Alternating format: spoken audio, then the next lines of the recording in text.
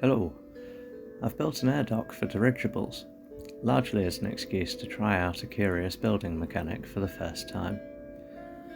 There is a rock with a unique property, in that it will not drop to the ground after being spawned in with the console.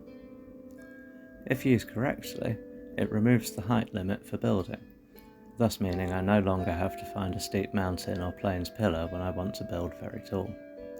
To test out the theory, I've built a tower with a lighthouse at the very top and a complete staircase the whole way to the ground. The building peaks at a bit over 160 metres. There are 2 airships at the top. No mods have been used besides spawning objects via console commands.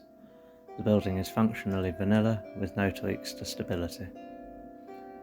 Whilst I wanted to test the limits structurally with this build, I also wanted to make it architecturally interesting, and have borrowed from 3 styles to achieve this: old cathedral towers, drawings of Pharaohs of Alexandria, and elements of New York skyscraper design. This is most apparent in the setbacks, creating a tiered appearance with a hint of Old Gothic in the arches and spires. Anyway, I'll show you around the building now, and then we'll go through the exact methods used to make it possible. A plaza and large ship dock surround the tower, which is built on a 34-metre square footprint. The building is entered via a choice of 2 doorways, both opening into a square room with a hearth and the main staircase leading upwards. The open space in the centre is intentional, allowing a clear view to the top of the stage. Taking the stairs up, the banisters are one of a small number of timber elements in the build. I enjoyed the contrast to the stone and glass of the rest of the building. Near the top of this stage of stairs, there is an access door to the wraparound balcony, giving views of the whole area. There are 4 small rooms accessible from the balcony for the workers to sleep and rest in. Climbing a little higher, we reach the first internal floor, with a larger room available for rent by merchants needing storage. The stairs continue up in a smaller square as the building has been pulled tighter on the outside. I have switched to green lanterns on this level to contrast with the blue below. These stairs lead past the tallest windows in the building, each running almost the full height available. At the top, a small space to rest and wait is available, with cathedral-style windows on 3 sides and the 4th taken up by 2 doorways and a decorative nameplate for the building. Taking either door outside, a short staircase leads up to the air dock. There are 3 mooring points, a torchlit spire on each corner, and 1 airship docked, with another having recently departed, floating off to the west. The final stage of the building is the lighthouse spire, with a beacon fire at the top ringed by glass.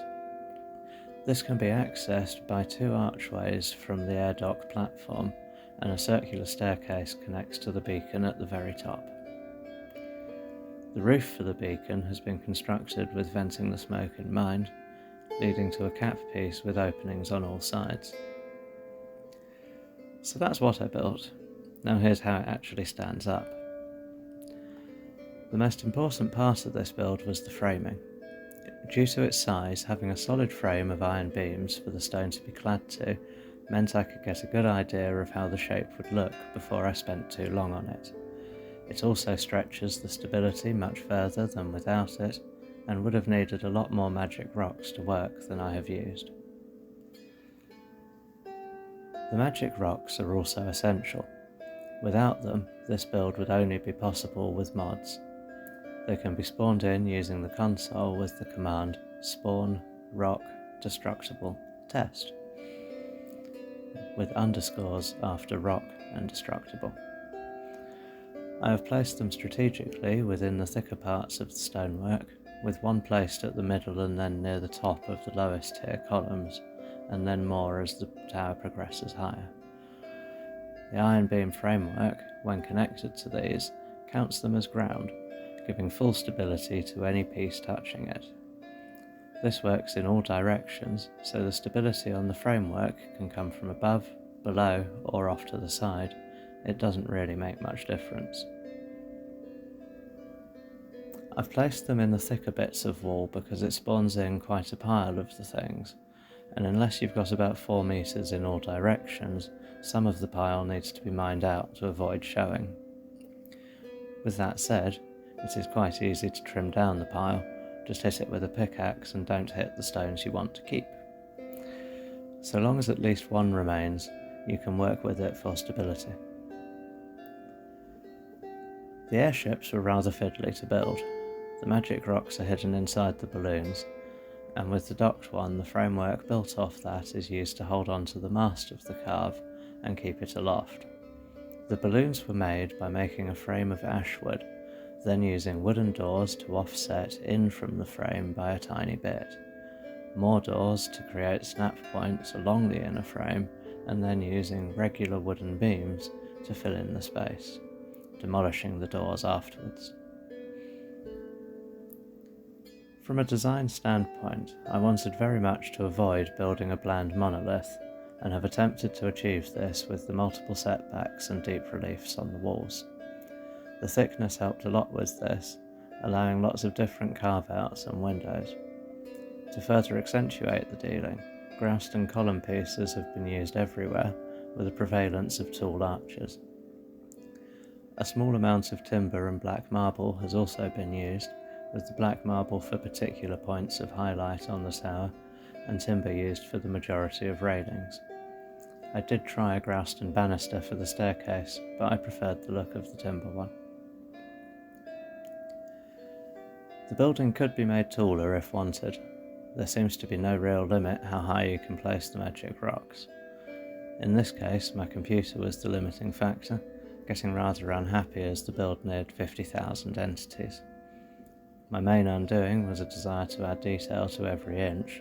A similar but less detailed structure could be built with a fraction of the material. The groused and detailing accounts for about a third of the total build pieces. The outer columns are completely gratuitous, and it could have been built on a footprint massively smaller.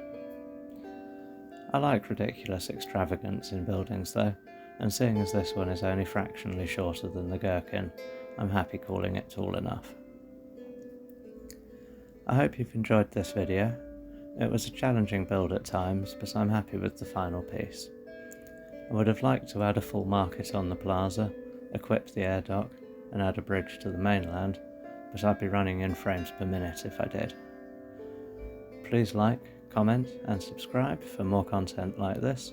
I'm happy to answer any questions about the build in the comments below.